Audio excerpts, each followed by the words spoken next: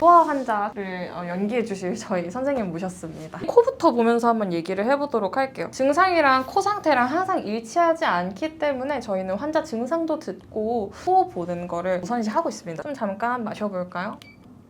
저희 환자분 같은 경우에는 지금 사실 코 막힘이 심하지는 않으실 거예요. 부종이 심하지는 않으시거든요. 다만 지금 보면 위축이 꽤 있어요. 이 얘기는 비염이 상당히 오랫동안 있었다는 증거가 되기도 합니다. 그래서 저희가 치료를 할 때는 보통 이 위축을 정상화시켜서 예쁜 비강을 만들고 색깔도 지금 많이 빨간데 충혈이 좀 있는 거거든요. 과한 충혈? 이런 색깔을 핑크색, 연분홍색으로 만들어주는 치료를 하고요. 그리고 지금 콧물의 질을 보면은 끈적끈적하고 맑지 않다는 걸 볼 수 있거든요. 여기 귀에도 끈적끈적한 콧물이 있어요. 이게 심해지면 환자분들이 호소하시는 후비로 증상으로 되기도 하고요. 이 색깔이 좀 더 나빠지면 충농증으로 발전하기도 합니다. 콧물이 끈적끈적하게 실처럼 나오지 않게 촉촉하게 비강을 적절히 적셔줄 수 있는 콧물로 만드는 것이 치료 목표가 됩니다. 코 비강 상태를 확인을 했고요. 저희 스프레이 2가지 정도 사용하고 있는데요. 비강 스프레이, 비강을 촉촉하게 하는 약재로 구성이 되어 있고, 인후 스프레이는 마찬가지로 인후 점막을 촉촉하게 하는 성분으로 구성되어 있습니다. 좀 잠깐 참으시고요.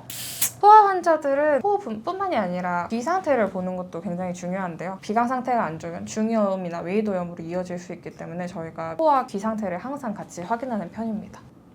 귀에는 큰 이상이 없으시네요. 인후 스프레이, 비강 스프레이 치료가 끝나면 저희 코의 연고 치료까지 진행을 하는데요. 이 소리 내볼까요? 이 소리는 왜 내는 건가요? 이 소리를 내면은 비강이 열리면서 통증 없이 연고가 잘 들어갈 수 있습니다. 이렇게 지금 치료실 가기 전에 진료실에서 하는 치료는 마무리가 되었는데요. 이 상태로 10분간 대기실에서 기다린 후에 세척 치료를 하고 치료실에 가서 침 치료를 진행하게 됩니다. 그럼 여기서 하는 치료가 이렇게 연고를 치료도 하고 스프레이도 치료하고 침도 놓고 그 다음에 한약도 먹고 하는 그런 치료들을 하게 되고, 비강 추나와 같은 이런 처치들도 하게 되는데, 네. 일단 아이들한테 이런 비강 추나는 안 하죠? 잘 안 하는 편입니다. 왜 안 할까요? 아이들이 기피하기 때문인데요. 저희가 또 친구들이 즐겁게 한의원에 와야 되는데 하기 싫은 걸 너무 많이 하다 보면 안 오고 싶잖아요. 비염 치료는 길게 꾸준하게 관리해주는 게 중요하기 때문에 안 하고 있습니다. 그러니까 저희가 한의원에서 할 수 있는 여러 가지 처치들 중에서 아이들이 좀 싫어하는 처치들은 최대한 좀 배제하고,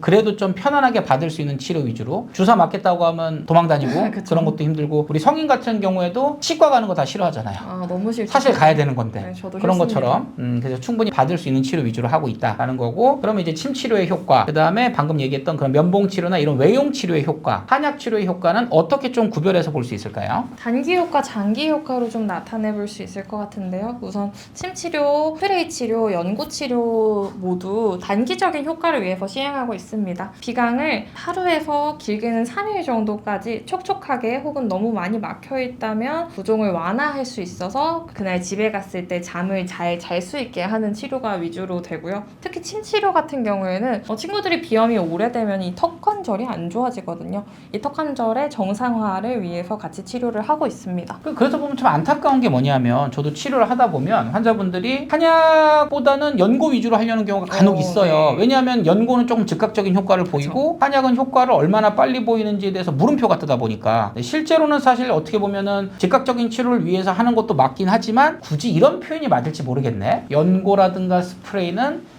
성적을 잘 나오기 위해서 컨닝을 하는. 컨닝은 너무 센데요. 컨닝 너무 센가? 족보 정도로 하실까요? 족보로, 족보로 그렇게 좀 빨리 봐서 빨리 효과를 보는 거지만, 그렇게 하게 되면은 사실 어떻게 보면은 공부의 실력이 키워지는 건 아니잖아요. 그렇습니다. 공부의 실력을 키워서 하나하나 예습 복습을 하면서 공부하는 거는 어떻게 보면 또 한약의 효과라고 할 수 있겠네요. 그래서 결국은 다 해야 되겠네. 다 해야 됩니다. 한약이 교과서라고 보시면 되겠습니다. 교과서를 중심으로 열심히 공부하는 건 한약이고, 네. 족보를 가지고 벼락치기를 하는 건 연고 스프레이다. 네, 맞습니다. 좋습니다. 그러면 이제 침 치료하는 걸로 한번 넘어가 보도록 하죠. 휴지 하나 잡으시고요.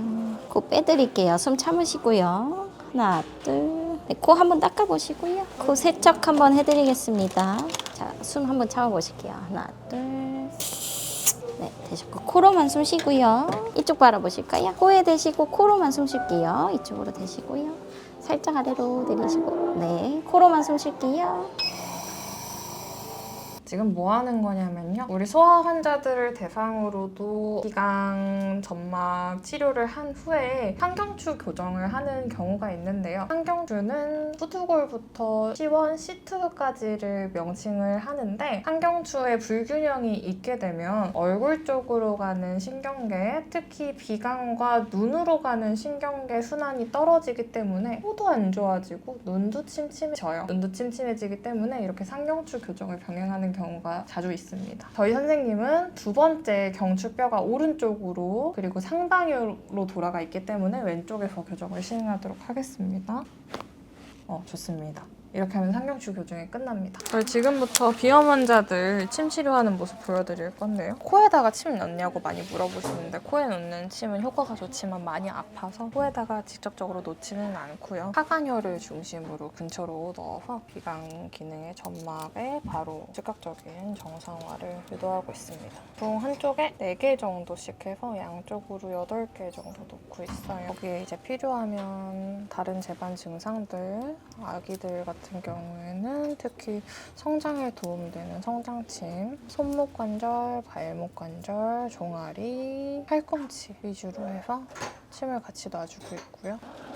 기기구 치료 보여드리고 있는데요. 아기들 같은 경우에 뜸을 올렸을 때 움직여서 위험해지거나 혹은 많이 뜨거워질 상황을 대비해서 전자뜸 위주로 사용하고 있습니다. 침 맞고 나면요. 이렇게 양쪽으로 전침 기구를 연결해서 톡하는 전침 자극 같이 올려주게 되고요. 적외선 가장 저는 약하게 풀어주는 편이고 친구들 눈 감고 있으면서 집중력 올려주는 시간도 같이 가지고 있습니다. 결론적으로 소아 비염 치료의 핵심을 말씀드리자면 간단합니다. 코 안 막히고 잘 자고 잘 먹고 키 잘 크고 그리고 얼굴에 변형이 없는 것, 그게 소아 치료의 목표이고 핵심이고요. 특히 많이들 놓치시는 부분 중에 비염이 오랫동안 지속될수록 얼굴형이 많이 바뀌는데 그게 비염 때문이라고 생각 못 하시는 부모님들이 더 많으세요. 그래서 꼭 초기에 비염을 잘 잡아서 후에 얼굴형에 변화가 있거나 치열이 망가져서 교정 치료를 따로 받는 일이 없도록 하면 좋겠습니다.